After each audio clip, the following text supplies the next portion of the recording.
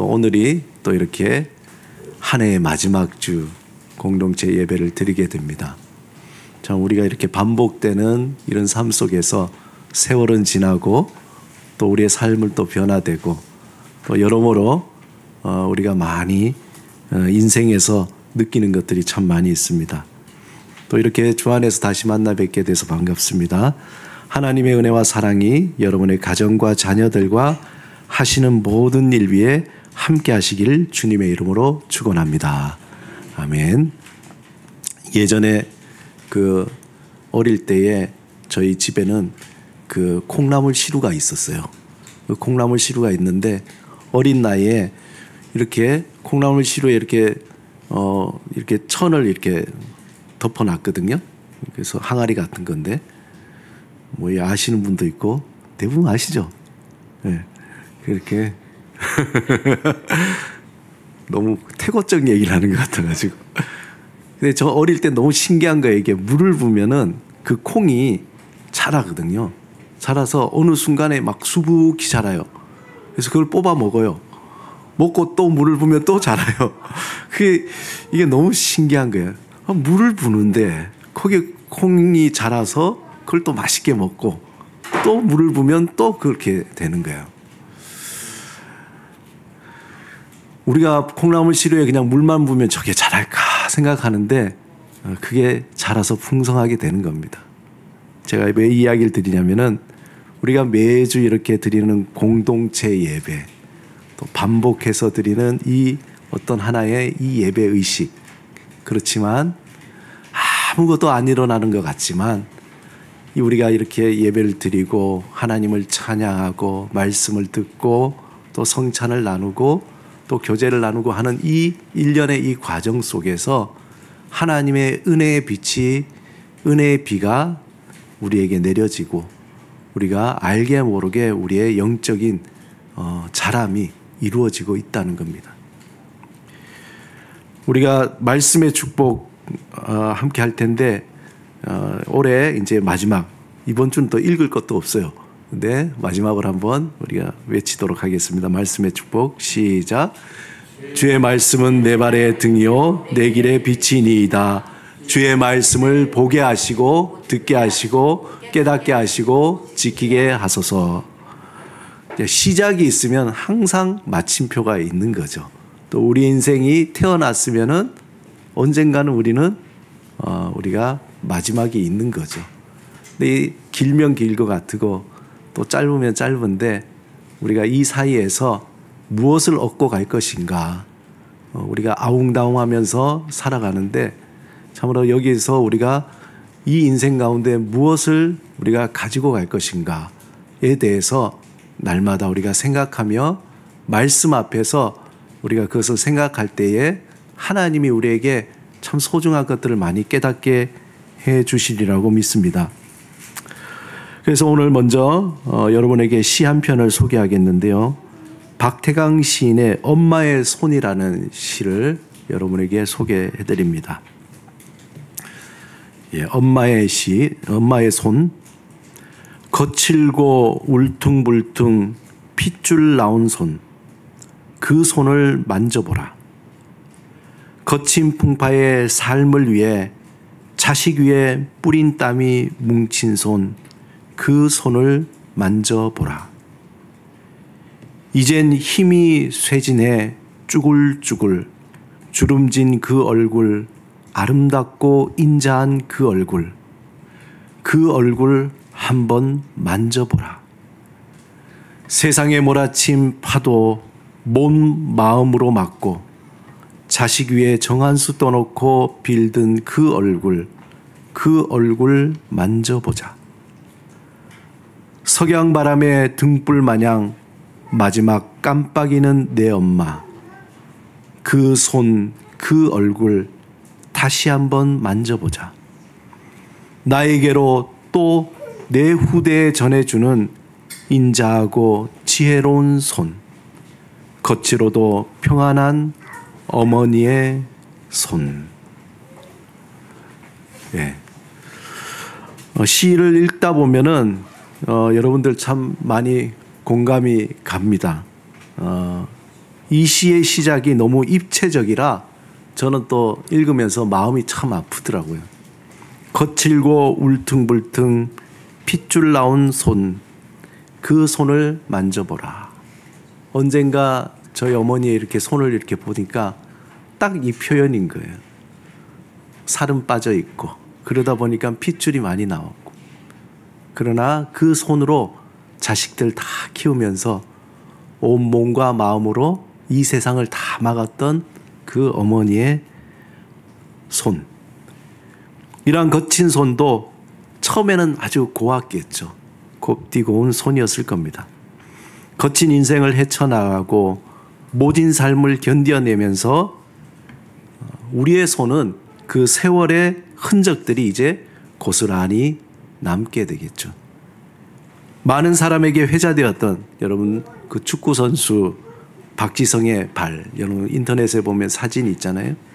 그리고 또 강수지의 발레리나 발, 그 아름다움 뒤에는 그들의 참 보기도 흉할 정도로 험해진 그 손과 발을 보게 됩니다.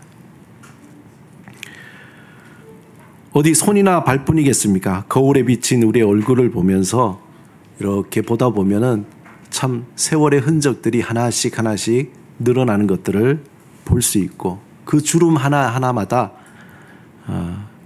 수많은 이야기가 담겨 있다는 것을 우리는 알게 됩니다. 우리의 기쁨도 또 슬픔도 고통도 즐거움도 다 스쳐가는 것 같지만 그것들이 우리 얼굴에 손에 다 하나씩 하나씩 새겨지는 거죠. 고스란히 흔적으로 남아 있습니다. 여러분 손을 한번 보세요. 여러분 또 옆에 사람들 한번 손을 보시고 얼굴을 보시고 너무 고운데? 이런 분들 있습니까? 아직은. 예. 그래서 이 시간에 한번 잠시 눈을 감아 보시고, 예. 자신의 가슴을 토닥토닥 두드리면서 이렇게 한번 이야기해 보세요. 올 한 해 산다고 너무 수고했다. 올 한 해 산다고 너무 수고했다. 한번 자신을 격려해 주시기 바랍니다. 참 수고했다. 예. 그리고 옆 사람 보시면서 우리 한번 이렇게 얘기하시기 바랍니다. 한 해 동안 산다고 수고하셨습니다. 아이고, 정말 수고하셨습니다. 정말 열심히 살았어요. 지금까지 이렇게 사신 거는 정말 열심히 사신 겁니다. 좀 힘든 한 해였는데 또 시국도 지금 너무나 어수선해가지고 정말 우리 국민들이 지금 어떻게 해야 될지 정말 마음을 가눌 수도 없는데 정말 기도가 필요하고 올 한 해가 또 잘 넘어가서 내년에 좀 잘 정리가 됐으면 좋겠습니다. 우리의 손이나 얼굴은 단순히 손과 얼굴이 아니라 우리가 살아온 삶의 깊은 하나의 지층을 가지고 있는 거죠. 퇴적층이 쌓이듯이 하나의 위대한 역사예요. 저와 여러분은 우리 어떤 얼굴이나 손은 하나의 위대한 역사입니다. 뭐 화려한 어떤 결과나 대단한 어떤 무슨 명예나 권력을 가진 것이 아니라 살아있는 이 자체가 위대한 역사라는 것을 저는 깨닫게 됩니다. 오늘 우리 본문 23절을 같이 한번 읽어보겠습니다. 시작. 보라, 처녀가 잉태하여 아들을 낳을 것이요 그의 이름은 임마누엘이라 하리라 하였으니 이를 번역한즉 하나님이 우리와 함께 계시다 함이라. 우리에게 너무나 익숙한 이름이죠. 예수. 이스라엘에도 매우 흔한 이름입니다. 길거리에서 예수라고 소리치면 10명 중에서 3, 4명은 뒤로 다 돌아본다 그래요. 우리 되게 흔한 이름이죠. 그렇게 흔한 이름이지만 우리가 아는 예수는 그 앞에 뭐가 하나 더 붙죠. 뭐가 붙습니까? 나사렛 예수. 예수인데 나사렛 예수예요. 사실 우리말로 예수라는 이름은 구약에서 잘 아는 여호수아의 헬라어입니다. 그러니까 여호수아, 조슈아의 그 헬라어가 예수라는 거죠. 헬라어식 발음이죠. 구약의 여호수아, 또 다른 말은 뭡니까? 호세아. 다 똑같은 말이에요. 여호수아, 호세아, 예수 다 같은 말이에요. 마태복음에서 좀 더 풀어서 이것을 뭐라고 얘기하냐면 그가 자기 백성을 그들의 죄에서 구원할 자. 이 뜻이 예수라는 거예요. 예수. 당시 흔한 이름 예수 앞에 나사렛이라는 그 지명이 붙었는데 이 말은 예수님이 그 당시에 나사렛 출신이다라고 보는 거예요. 강남 예수, 강북 예수, 뭐 그런 거죠. 그래서 예수는 예수인데 강남에서 사는 예수, 저 강북에서 사는 예수, 뭐 폄하하는 건 아니지만 우리가 느낌이 있잖아요, 그런 거. 근데 이 나사렛이라는 이 동네는 그 당시에 정말 가난한 사람들이 산 것이에요. 그렇기 때문에 예수인데 나사렛 예수라 이러면은 딱딱지가 꼬리표가 붙는 거예요. 아니 시골뜨기 이렇게 붙는 거죠. 정말 깡촌. 시골 중에 시골이 나사렛이었거든요. 그래서 요한복음 1장에 빌립과 나다나엘이 이렇게 대화하는데 나다나엘이 뭐냐 그러면은 저분이 나사렛 예수라 그러니까 나다나엘이 나름 자기는 좀 이렇게 사는 동네 그런 출신이라 나사렛에서 무슨 선한 것이 날 수 있겠냐 그렇게 얘기하는 거예요. 야, 그 깡촌에서 무슨 인물이 나겠어 라는 얘기죠. 그 의미가 나사렛이라는 지역이 가치 없는 곳으로 사람들에게 여겨졌던 겁니다. 그래서 예수님을 나사렛 예수라고 부르는 것은 듣보잡이죠. 어디서 듣도 보도 못한 시골뜨기 예수라는 뉘앙스가 딱 붙어 있는 겁니다. 하지만 그 시골뜨기 예수는 나중에 온 인류를 죄에서 구원하러 오신 하나님의 아들이시며 이스라엘이 그토록 기다려온 메시아라든 우리가 하나님의 그 독생자 주 예수 그리스도라고 고백할 때 그 예수, 나사렛 예수는 정확하게 우리를 죄에서 구원하신 예수는 우리의 인생의 주인이 되시고 우리를 하나님의 뜻 가운데로 인도하시는 바로 그분이라는 거예요. 그렇다면 왜 예수의 이름이 특별한 것일까? 그 이유는 딱 한 가지예요. 이름의 그 뜻대로 그가 자기 백성을 그들의 죄에서 구원할 자라는 거예요. 왜 예수가 우리에게 의미가 있고 왜 우리에게 소중한가? 우리를 죄에서 구원할 자이기 때문에 그분이 우리에게 소중한 거예요. 그런데 우리는 그분이 우리를 뭔가 이렇게 하나 줄 것 같은 그 사람으로 여겨서 소중하게 여기면서 따라가려고 하잖아요. 하나님의 깊은 역사의 지층이며 그 예수의 이름 안에는 거대한 은혜와 구원의 파도가 되시는 그 예수 그리스도. 하나의 어떤 예수라는 흔한 이름이 아니라 그 나사렛 예수는 문자적인 의미가 아니라 실제로 우리를 죄에서 구원할 수 있는 능력이 그 안에 있다는 거예요. 여러분 그것을 믿으십니까? 그걸 믿어야 돼요. 예수의 이름이 그냥 예수 이름 그 문자가 아니라 우리가 예수라고 이름을 부르지만 그 이름 안에는 하나님의 깊은 은혜와 고통과 인내와 하나님의 구원하심의 지층이 들어요. 하나의 그 엑기스처럼 압축된 덩어리라는 거예요. 다시 말해서 우리를 공중권세 잡은 자의 다스리시는 이 세상에서 구원할 수 있는 유일한 분, 유일한 이름이라는 거예요. 그 이름만이 우리를 기가 막힐 웅덩이에서 수렁에서 건져낼 수 있는 거예요. 오직 그 이름만이 우리를 이 세상의 고통과 아픔과 슬픔에서 구원해낼 수 있습니다. 오직 그 이름만이 우리를 세상의 유혹과 시험에서 승리할 수 있는 능력을 우리에게 주시는 거예요. 궁극적으로 그 이름만이 우리를 영원한 하나님의 나라로 인도할 수 있는 유일한 길이 되는 거예요. 그래서 예수 그리스도의 그 이름은 이 세상의 모든 것에서 탈출할 수 있는 비상구와 같다는 겁니다. 우리는 비상구를 다른 데서 자꾸 찾으려고 하잖아요. 그러나 우리에게 예수 그리스도 그분을 주신 거예요. 그분을 알았다는 것은 엄청난 우리에게 은혜요, 능력이요, 힘이 되고 길이 되는 것, 소망이 되는 거예요. 저와 여러분이 예수의 이름을 알고 믿는다는 이 사실 자체가 얼마나 놀라운 건지 모르는 겁니다.